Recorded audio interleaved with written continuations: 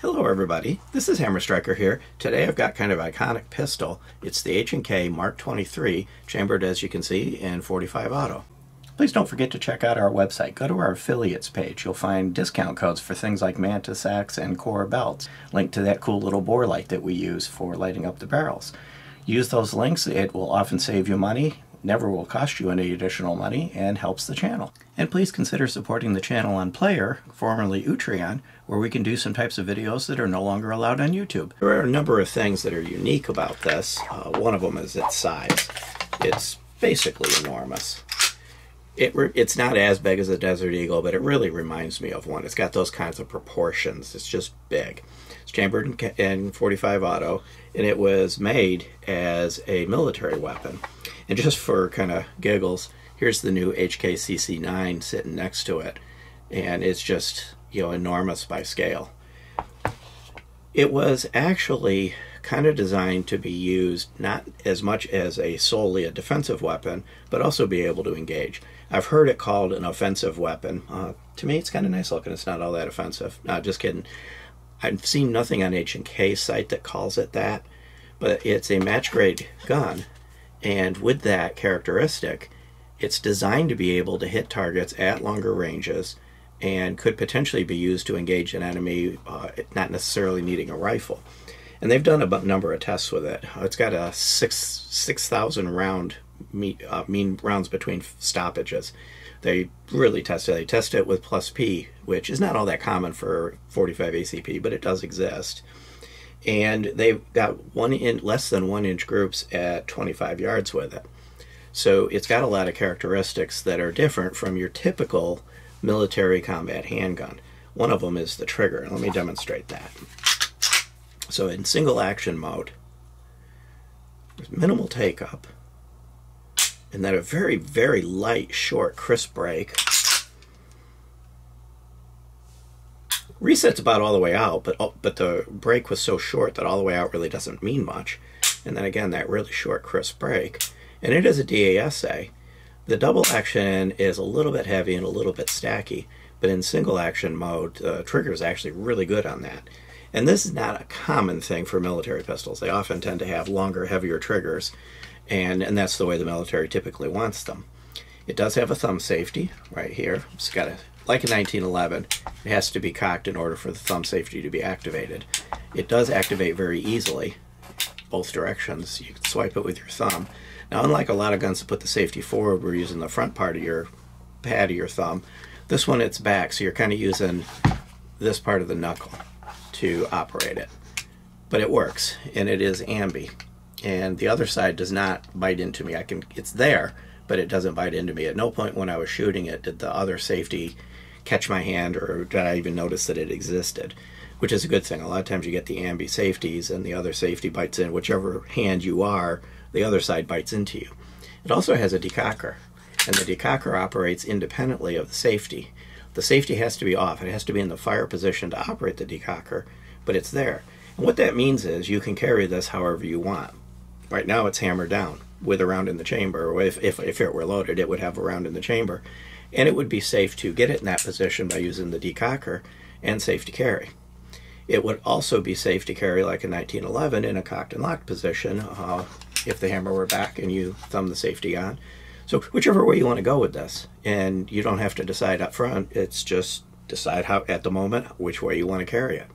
The slide stop slide release lever is large and extended, but the grip is so big that it's actually hard to reach. I've got large hands, they're not huge.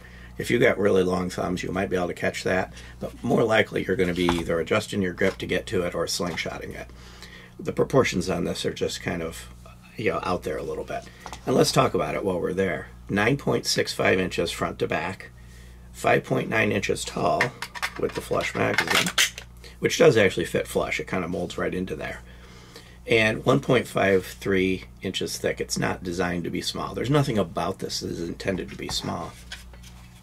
And it weighs 39.36 ounces, so over 3 pounds. Not a light gun either. Surprisingly, there was a little more felt recoil than I would expect for the size of it, but at no point was it unpleasant or difficult to work with. The grip texture is kind of a pebble texture here on the sides, and then little diamonds similar to what you see on a Glock at the front and rear. I will say they're aggressive. You can probably see where it's leaving little prints on my hand. There's some right there. But it's not painful. So it does leave little marks on me. It's obvious I just gave this thing a squeeze. But in the range, it stayed in my hand. It didn't hurt. It didn't abrade me. It didn't chafe. I've had guns that had aggressive texture that actually beat you up every time the gun went off. This didn't do that. So I would say that it's got the right texture for keeping it in your hand but not abusing your hand at the same time. It does have a paddle mag release, and as you can see, it's ambi because I just operated it from the other side. But you can operate it from either side. It's low profile. You don't need to get near the trigger to operate it because you're actually behind the trigger when you're operating it, and it works well. H&K has a lot of variations with paddle releases. A lot of what they release in the United States market is more comfortable with buttons, so they tend to convert to buttons like the VP9. But there's a lot of HKs out there with paddle releases, and they actually work well. I mentioned the decocker and the thumb safety. I didn't mention that there is also an internal drop safety plunger. So it is a drop safe in any mode that you've got it in.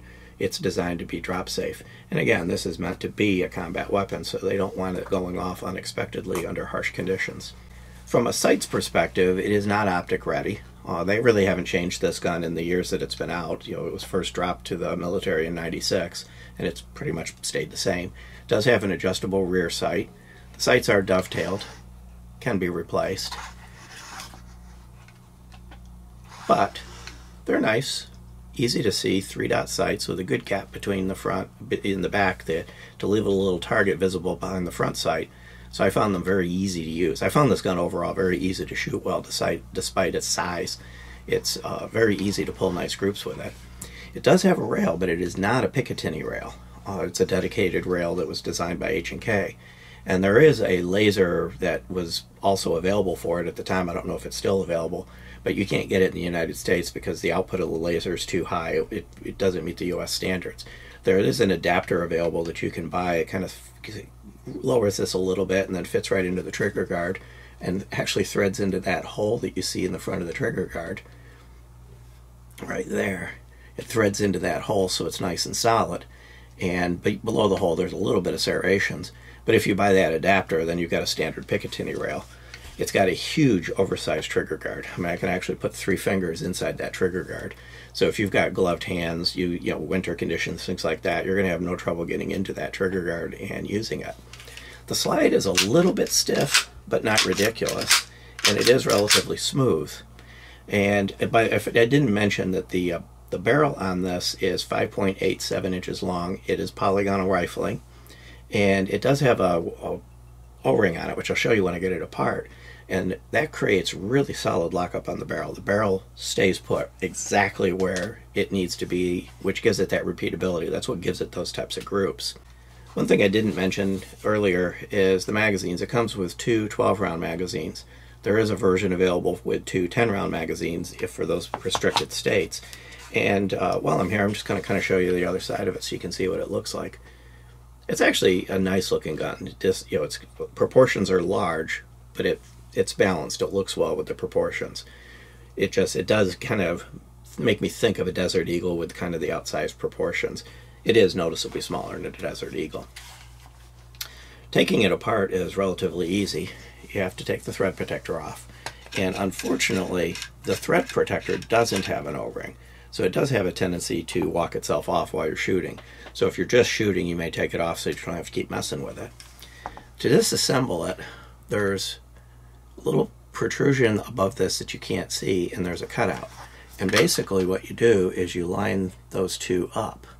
And what I do is I just kind of grab the slide, give it a squeeze, and then on the back side, you push this little pin, and this is now sticking up. You can see that little protrusion a little bit better, and you pull it out.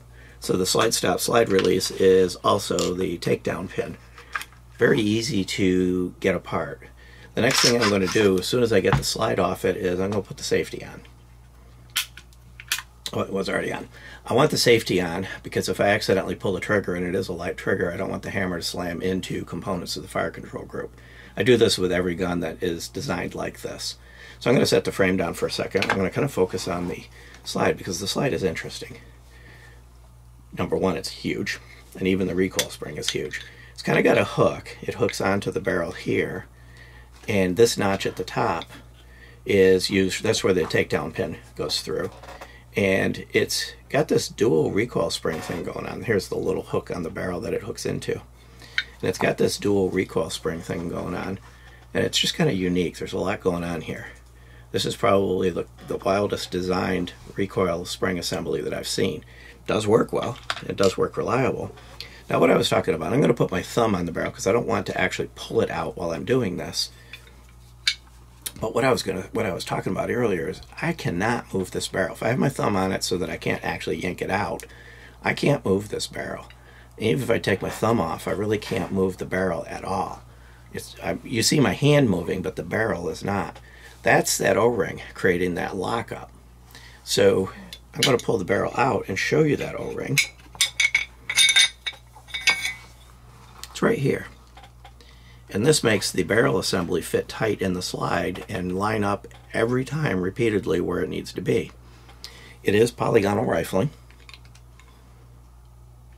You can generally tell polygonal rifling because it kind of looks just like hills and valleys. It looks smooth. It's hard to even tell that there's rifling in there, but there is. And it's well machined, very smoothly done. With everything you would expect from H&K overall. It's well done. And it's got kind of a short polished feed ramp. And it fed well. We had zero trouble with this at all during the entire operation of it.